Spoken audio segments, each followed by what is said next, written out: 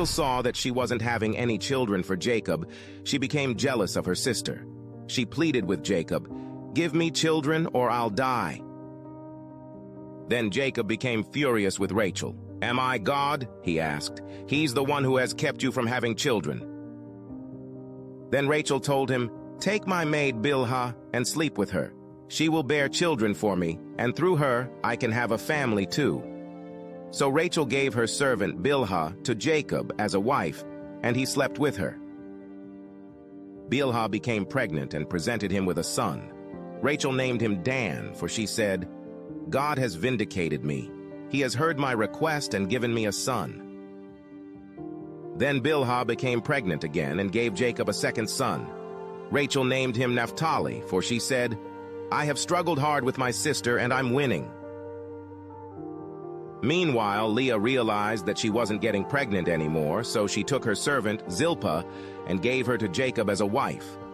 Soon Zilpah presented him with a son. Leah named him Gad, for she said, "How fortunate I am." Then Zilpah gave Jacob a second son, and Leah named him Asher, for she said, "What joy is mine! Now the other women will celebrate with me." One day during the wheat harvest, Reuben found some mandrakes growing in a field and brought them to his mother, Leah. Rachel begged Leah, "Please give me some of your son's mandrakes." But Leah angrily replied, "Wasn't it enough that you stole my husband? Now will you steal my son's mandrakes too?" Rachel answered, "I will let Jacob sleep with you tonight if you give me some of the mandrakes." So that evening, as Jacob was coming home from the fields, Leah went out to meet him. "You must come and sleep with me tonight," she said. "I have paid for you with some mandrakes that my son found." So that night he slept with Leah. And God answered Leah's prayers. She became pregnant again and gave birth to a fifth son for Jacob.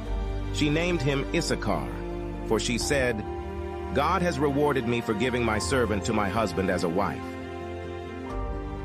Then Leah became pregnant again and gave birth to a sixth son for Jacob. She named him Zebulun, for she said, "God has given me a good reward. Now my husband will treat me with respect, for I have given him 6 sons." Later she gave birth to a daughter and named her Dinah. Then God remembered Rachel's plight and answered her prayers by enabling her to have children. She became pregnant and gave birth to a son. "God has removed my disgrace," she said. And she named him Joseph, for she said, "May the Lord add yet another son to my family." Soon after Rachel had given birth to Joseph, Jacob said to Laban, "Please release me so I can go home to my own country. Let me take my wives and children, for I have earned them by serving you, and let me be on my way. You certainly know how hard I have worked for you." "Please listen to me," Laban replied. "I have become wealthy, for the Lord has blessed me because of you. Tell me how much I owe you. Whatever it is, I'll pay it." Jacob replied, "You know how hard I've worked for you, and how your flocks and herds have grown under my care. You had little indeed before I came, but your wealth has increased enormously. The Lord has blessed you through everything I've done. But now what about me? When can I start providing for my own family?" "What wages do you want?" Laban asked again. Jacob replied, "Don't give me anything. Just do this one thing, and I'll continue to tend and watch over your flocks. Let me inspect your flocks today and remove all the sheep and goats that are speckled or spotted, along with all the black sheep. Give these to me as my wages. In the future, when you check on the animals you have given me as my wages, you'll see that I have been honest. If you find in my flock any goats without speckles or spots, or any sheep that are not black, you will know that I have stolen them from you." "All right," Laban replied. "It will be as you say."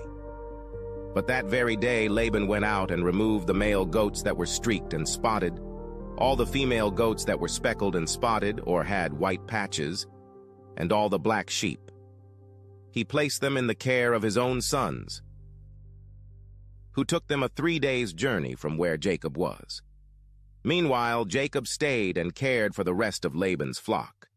Then Jacob took some fresh branches from poplar, almond, and plane trees and peeled off strips of bark, making white streaks on them. Then he placed these peeled branches in the watering troughs where the flocks came to drink, for that was where they mated. And when they mated in front of the white-streaked branches, they gave birth to young that were streaked, speckled, and spotted. Jacob separated those lambs from Laban's flock, and at mating time, he turned the flock to face Laban's animals that were streaked or black. This is how he built his own flock instead of increasing Laban's. Whenever the stronger females were ready to mate, Jacob would place the peeled branches in the watering troughs in front of them. Then they would mate in front of the branches. But he didn't do this with the weaker ones, so the weaker lambs belonged to Laban, and the stronger ones were Jacob's. As a result, Jacob became very wealthy, with large flocks of sheep and goats, female and male servants, and many camels and donkeys. Feel like family drama. I don't know. It's like its own soap opera sometimes. It's timeless, isn't it? Totally. Yeah. And, it's kind of wild to think some things never change, even going back thousands of years. Oh, absolutely. Which is what we are going to be diving into today. Yes. Genesis chapter 30. Yeah. Jacob, his wives, Leah and Rachel. Lots to unpack there. Yeah. No. Talk about creative approaches to family planning, huh? Well, and it takes us right to the heart of ancient cultural values, too. I mean, think about it. Having children, especially sons, it wasn't just about family, in the way we think about it, at least. Right. It was about legacy, your inheritance, even your social standing. Oh, so the stakes were high. Huge. Okay, so we've got Jacob, classic love story, right? Yeah. In love with Rachel, but guess what? He ends up married to her older sister, Leah, first. Yeah, a little awkward. And Leah, she's not wasting any time. She starts having sons, one after another. Reuben, Simeon, Levi, Judah. And each name, it's not random. Each name carries weight. Think of it as its own story, like when she names her fourth son, Judah. Yeah. That means praise. She's not just having kids, she's making a statement, Ugh. publicly acknowledging her role, her power in Jacob's life. And you can just imagine what Rachel's thinking through all this. The text really highlights that jealousy, that, just that deep human need to have children, especially in a society where it basically defines you. Absolutely. Your worth tied to motherhood. And that's where the story gets even more, well, let's just say it digs into those power dynamics. Okay, how so? Rachel, she can't conceive. So she tells Jacob to have children with her maidservant, Bilhah. Okay, I have to admit, first time I read that, I was like, wait, what? Was that, like, normal back then? It might seem shocking now, but yeah, using handmaids to have children, that was just their reality. Wow. Speaks volumes about the lengths people would go to, what bargains they'd make, lineage. It was everything. Really makes you think about how complicated family was back then. Right. Okay, so Bilhah has two sons, Dan and Naphtali. But then Leah's like, oh, it's on. She offers her maidservant, Zilpah, to Jacob. And suddenly it's a competition. Right. Not just between the sisters, but through these kids. I mean, it really underscores how central sons were to their entire world. It's like a scoreboard, but with babies. And then just when you think things can't get weirder, we get to the mandrakes. Yes, the mandrakes. I mean, this is where the story got me. What is up with that? This is where things get, shall we say, a little unconventional. A little bit. So Reuben, he's one of Leah's sons, he finds these plants, these mandrakes. They were thought to increase fertility. Okay. And Rachel, she's desperate for a child. She sees this as her chance. That makes sense. So she makes a deal with Leah, the mandrakes, in exchange for a night with Jacob. Wow. It just goes to show you, people would do almost anything to fulfill those deepest desires. Yeah. And it gives us a peek into those ancient beliefs, right? Where they weren't just plants. They held this potent, almost magical power. It's like you can feel the weight of it all, The societal expectations, that yearning to have a child. It all just like culminates in this, this almost desperate bargain. I mean, yeah. You got to figure she's willing to try anything at this point.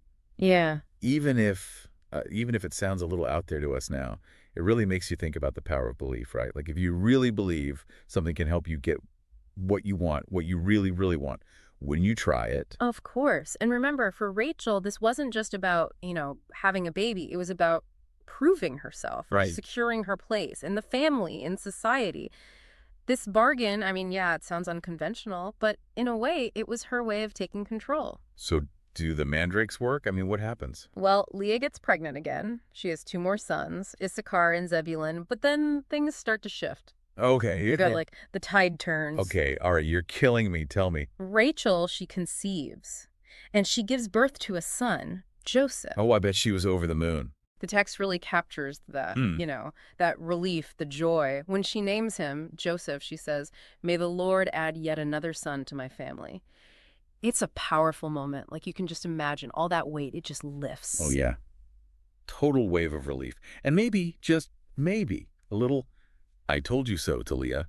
Maybe. But while all of this is going on, while the sisters are dealing with all of this rivalry, motherhood, everything, Jacob's got other things on his mind. He's been working for Laban, Rachel and Leah's father, and it's been years. Oh, yeah, that's right. And remember those cultural values we talked about, family legacy, all of that? Well, Jacob's starting to feel that pull. To, create his own thing. Exactly. He's gone from, lovesick suitor to husband to father, and now he's ready to be the patriarch, to build something of his own, independent of Laban. So he's ready to cash out. Thanks for everything, Laban, but I'm out of here. Pretty much. He goes to Laban, tells him he wants to return home with his wives, his children, all that he's earned. Which, knowing Jacob, probably wasn't, just a few bucks. Oh, no. He was a sharp guy. He knew his value, what he brought to the table, and he wasn't afraid to ask for it. All right, so what does he do? Well, he proposes a deal. It all centers on the flocks, the sheep and goats. Got it. And this is important. Remember, livestock, that's wealth. Power, security. It was like their 401k, but with hooves. Okay, yeah, I can get behind that. So what's the play? How's Jacob going to work this? So he tells Laban, "Let me keep any sheep or goat that's born speckled, spotted, or black. I'll take those as my wages." Okay. And here's where things get interesting. Okay, I am intrigued. What does he do? Jacob, he takes these branches, peels them so they have these white streaks, and he puts them by the watering troughs where the flocks, He was decorating the watering holes. Is this some ancient sheep therapy or something? Yeah. Look at the pretty striped branches, you guys. Maybe you'll make more spotted babies. It does sound a little out there, doesn't it? Yeah, that's one of those details. It's had scholars scratching their heads for centuries. Some people, they see it as an early form of genetics. Interesting. Others, divine intervention. But the text, it kind of leaves it open, A little mystery. I like it. But what we do know is Jacob's flocks, they start multiplying. Yeah. Like crazy. Especially those with the markings, So it worked. Sheep whisperer. Add that to the resume, right? Yeah. Along with, what was it, shrewd negotiator. Right. But Laban, well, let's just say he's not thrilled. Yeah, I bet not. He feels tricked, outsmarted, and probably a little cheated. It's that classic tension, isn't it? Ambition, and then the people who feel threatened by it. It's like that saying, success is its own worst enemy. Suddenly everyone wants a piece of what you've got.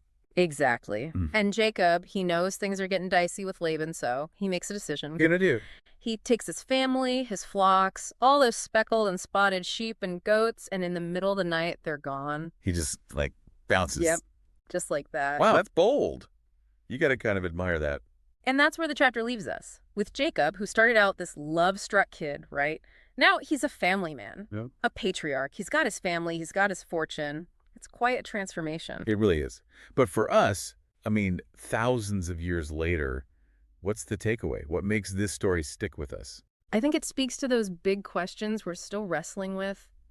Ambition, family legacy, that human drive to create a life you want, Yeah, I get that.